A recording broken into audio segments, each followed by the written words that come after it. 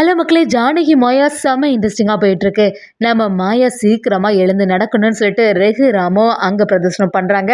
இது எல்லாத்தையுமே மாயாவும் வீடியோ காலில் பார்த்து அப்படியே மனம் மகிழ்ந்து போயிடுறாங்க. அதே சமயத்தில் ஒரு கட்டத்தில் புவனேஸ்வரி தான் எல்லாத்துக்கும் காரணம்னு சொல்லிட்டு தெரிய வருது. ரெகுராம் இனி புவனேஸ்வரியை சும்மா விடுவாங்களா?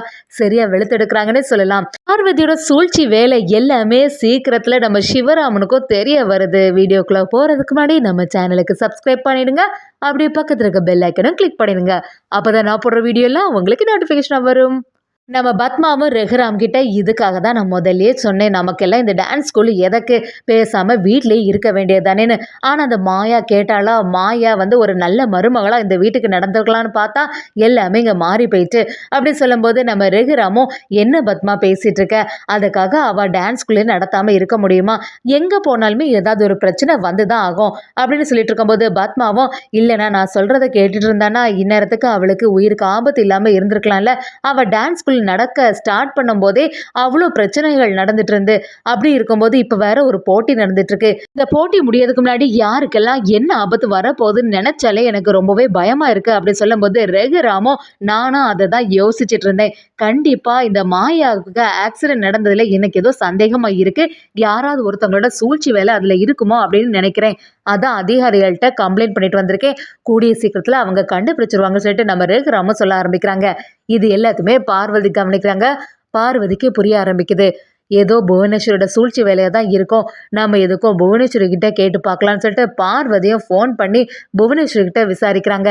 என்ன எங்கள் வீட்டில் மாயாவுக்கு இங்கே அடிபட்டிருக்கு, இதுக்கு காரணம் நீங்கள் தானே அப்படி சொல்லும்போது புவனேஸ்வரியும் ஆமாம் நான் தான் அந்த வேலையை செய்தேன், அந்த மாயா சீக்கிரத்தில் இந்த போட்டியில் வின் பண்ணிடுவான்னு சொல்லிட்டு எனக்கு தோணுச்சு, அதனால தான் அவளுக்கு இப்படி பண்ணேன் அப்படி சொல்லும்போது பார்வதியும் நீங்கள் என்னதான் சொன்னாலும் செய்தது தப்பு, போட்டியில் ஜெயிக்கிறதுக்காண்டி மாயாவோட உயிருக்கு பிரச்சனை வர மாதிரியா இப்படி செய்வீங்க அப்படி சொல்லும்போது புவனேஸ்வரியும் நான் எல்லாம் ஏன் பண்ணது அவளுக்கு ஒன்றும் இல்லை, அவளோட ஸ்டூடெண்ட் ஒருத்திக்கு தான் நான் நடக்கக்கூடாது அப்படின்னு சொல்லிட்டு ஏன் பண்ணேன், ஆனால் தவறுதலா மாயா அந்த காருக்கு முன்னாடி வருவான்னு நான் நினைக்கல அப்படி சொல்லிட்டு புவனேஸ்வரியும் சொல்ல ஆரம்பிக்கிறாங்க.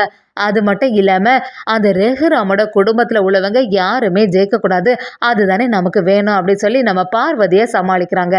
இன்னொரு சைடு பார்த்தீங்கன்னா நம்ம ரெகுராமுக்கு ரொம்பவே வருத்தமாக இருக்குது. ஹாஸ்பிட்டலில் உள்ளவங்களும் சொல்ல ஆரம்பிக்கிறாங்க மாயாவுக்கு இப்போ உயிருக்கு எந்த ஆபத்தும் இல்லை, ஆனால் அவளுக்கு தலையிலையும் கால்லையும் சரியாக அடிபட்டிருக்கு, அவங்க பழைய மாதிரி எழும்பி நடக்கிறதுக்கு கொஞ்ச நாள் ஆயிடும் அப்படின்னு சொல்லிட்டு டாக்டர் சொன்ன உடனே நம்ம ரெகுராமும் ரொம்பவே ஃபீல் பண்ண ஆரம்பிக்கிறாங்க. ஜானகியும் ரெகுராம் கிட்ட இப்போ வேற போட்டி நடக்க போகுது, இந்த போட்டியில் மாயா எப்படியாவது ஜெயிச்சிடுவா அப்படின்னு நினச்சேன், ஆனால் மாயாவுக்கு இப்படி ஒரு நிலமாகன்னு கொஞ்சம் கூட எதிர்பார்க்கல அப்படி சொல்லும்போது நம்ம ரெகுராமும் ரொம்பவே ஃபீல் பண்ண ஆரம்பிக்கிறாங்க. அதே சமயத்தில் இன்னொரு சைடு நம்ம சீனு மாயாவை ரொம்பவே கவனிக்கிறாங்க. மாயா உனக்கு இப்படி ஆகும்னு சொல்லிட்டு நான் கொஞ்சம் கூட எதிர்பார்க்கவே இல்லை, உனக்கு ஏதாவது வேணுமான்னு சொல்லி கவனிக்கும் போது மாயாவும் இல்லை சீனு எனக்கு கொஞ்சம் பரவாயில்ல அப்படி சொல்லும்போது சீனுவும் இந்த காலை வச்சுட்டு எப்படி மாயா நீ போட்டியில் பங்கு பெற முடியும் அப்படி சொல்லும்போது கரெக்டாக அருந்ததி அந்த இடத்துல வராங்க. இதை கொஞ்சம் கூட எதிர்பார்க்கவே இல்லை யாருமே. அருந்ததியும் அதில் என்ன மாயா இப்போ உடம்புக்கெல்லாம் எப்படி இருக்கு, இப்போ சரியாயிட்டா அப்படி சொல்லிட்டு விசாரிக்கும் போது மாயாவும் இந்த சூழ்ச்சிக்கு பின்னாடி இந்த அருந்ததியோட வேலையா இருக்குமோ அப்படி சொல்லிட்டு யோசிக்க ஆரம்பிக்கிறாங்க. அதே சமயத்தில் அருந்ததியும் சரி நீ இந்த காலை வச்சுட்டு நீ என்ன பண்ண போற, அதான் இந்த நாட்டியத்திலே நம்பர் 1 ஆளாக இருக்கிறது நான் தான், எப்படி இருந்தாலுமே இந்த போட்டியில் நீ வின் பண்ண போகிறதில்ல, இனி இந்த காலை வச்சு உன்னால் எப்படி நடனம் ஆட முடியும், எப்படி இருந்தாலுமே நான் தான் இந்த வாட்டியும் அங்கே நாட்டியம் ஆட போகிறேன் அப்படின்னு சொல்லிட்டு ரொம்பவே பெருமையாக பேசிகிட்டு இருக்காங்க. சரி நான் தான் ஏற்கனவே உன்கிட்ட சொன்னேன்ல இந்த டான்ஸ் ஸ்கூல் ஆரம்பிக்கும் போது இந்த டான்ஸ் ஸ்கூலை இழுத்து மூடிட்டு இனிமேல் போயிட்டு இனி இந்த டான்ஸ் ஸ்கூல் பக்கமே நீ வரக்கூடாது, வேணும்னா உனக்கு வேறு ஏதாவது ஒரு வேலையை தேடிக்கோ, அது மட்டும் இல்லாமல் உன்னோட ஹஸ்பண்டை ஏதோ ஒரு பெரிய ஜவுளி கடை வச்சுருக்கான்ல அந்த கடையில் போய் ஒரு உதவி வேலையை செய்ய வேண்டியதானே உனக்கு அப்படி சொல்லிட்டு மாயாவை அசால்ட்டாக பேச ஆரம்பிக்கிறாங்க. இதெல்லாம் கவனிச்சுட்டு இருந்த சீனுவும் பேசாமல் இந்த இடத்த விட்டு போயிரு, உன்னை யார் இங்கே வர வச்சா அப்படின்னு கேட்கும்போது அருந்ததியும் பின்ன மாயாவுக்கு ஒரு பிரச்சனைனா நான் பார்க்க மாட்டேன்னா என்ன, உடம்பு சரியில்லாத ஒருத்தங்களை பார்க்க வந்ததுக்கு இப்படி பிரச்சனை பண்ணுறீங்களேன்னு சொல்லிட்டு அருந்ததியும் அசால்ட்டாக பேச ஆரம்பிக்கிறாங்க. மாயாவும் சீனுக்கிட்ட விடு, எப்படி இருந்தாலுமே இந்த போட்டியில் நம்ம பங்கு பெறலான்னு சொல்லிட்டு சமாதானப்படுத்துகிறாங்க. அருந்ததியும் கண்டிப்பாக நீ இந்த போட்டியில் ஆடவும் முடியாது, இந்த காலை வச்சுட்டு உன்னால என்ன செய்ய முடியும்? ஒண்ணுமே பண்ண முடியாது. உன்னோட ஸ்கூல்ல உள்ள பிள்ளைங்களுக்கும் சொல்லிக் கொடுக்க முடியாது அப்படி சொல்லிட்டு அருந்ததியும் சீக்கிரத்துல குணமாயிட்டு வா அப்படின்னு சொல்லி அந்த இடத்துல பொக்கையை கொடுத்துட்டு கிளம்புறாங்க. நம்ம சீனுவோ மாயா கிட்ட, மாயா எனக்கு ஏதோ இவங்களோட சூழ்ச்சி தான் இருக்குமோன்னு சொல்லிட்டு சந்தேகமா இருக்கு. கண்டிப்பா இந்த அருந்ததியும் புவனேஸ்வரியும் சேர்ந்து தான் உனக்கு இந்த மாதிரி ஆக்சிடென்ட் பண்ண வச்சிருப்பாங்க. எனக்கு சந்தேகமே இல்லை அப்படின்னு சொல்லும்போது மாயாவும் ஆமா சீனு நீ சொன்ன மாதிரி தான் எனக்கும் தோணுச்சு. ஆனா நம்ம எந்த எவிடன்ஸும் இல்லாம நிரூபிக்க முடியாதுல்ல அப்படின்னு சொல்ல ஆரம்பிக்கிறாங்க.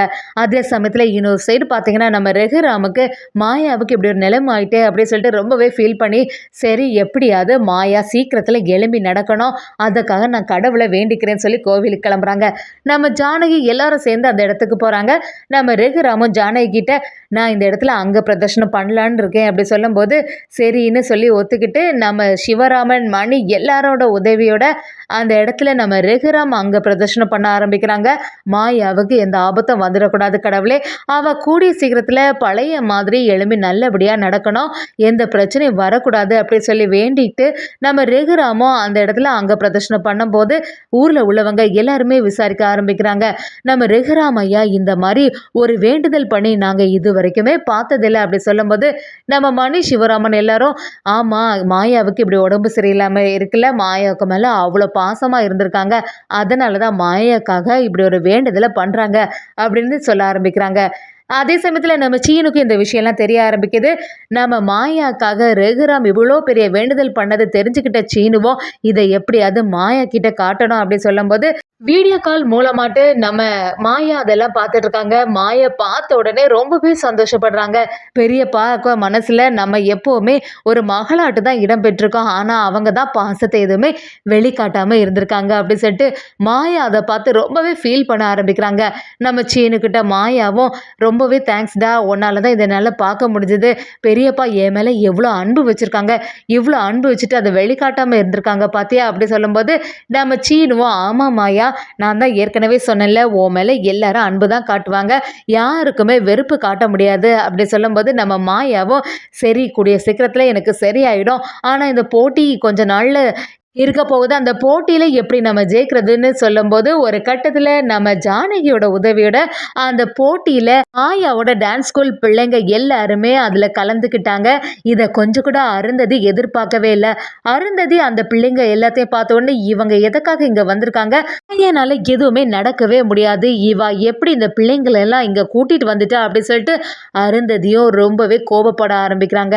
ஒரு கட்டத்துல போட்டியில நம்ம மாயா மற்றும் அவங்க டான்ஸ் ஸ்கூல்ல சேர்ந்தவங்க எல்லாரும் வின் பண்றாங்க. இதை கொஞ்சம் கூட புவனேஸ்வரி எதிர்பார்க்கவே இல்லை. புவனேஸ்வரி ஆரந்தது கிட்ட வந்து இதற்காக தான் நான் ஏற்கனவே சொன்னேன் ஓவர் கான்ஃபிடென்ட்டா இருக்காதுன்னு சொல்லிட்டு பாத்தியா இப்ப என்ன ஆச்சுன்னு அவங்க ஸ்கூல்ல உள்ளவங்களே வின் பண்ணிட்டாங்க அப்படின்னு சொல்றாங்க. அதே சமயத்துல நம்ம ரகுராமுக்கு மாயாவோட நிலைமைக்கு இப்படி ஆனதுக்கு காரணம் அந்த புவனேஸ்வரி தான் தெரிய வருது. இனி நம்ம ரகுராம் சும்மா விடுவாங்களா, புவனேஸ்வரியை சரியா வெளுத்து எடுக்கிறாங்க. புவனேஸ்வரி இதை கொஞ்சம் கூட எதிர்பார்க்கலன்னே சொல்லலாம்.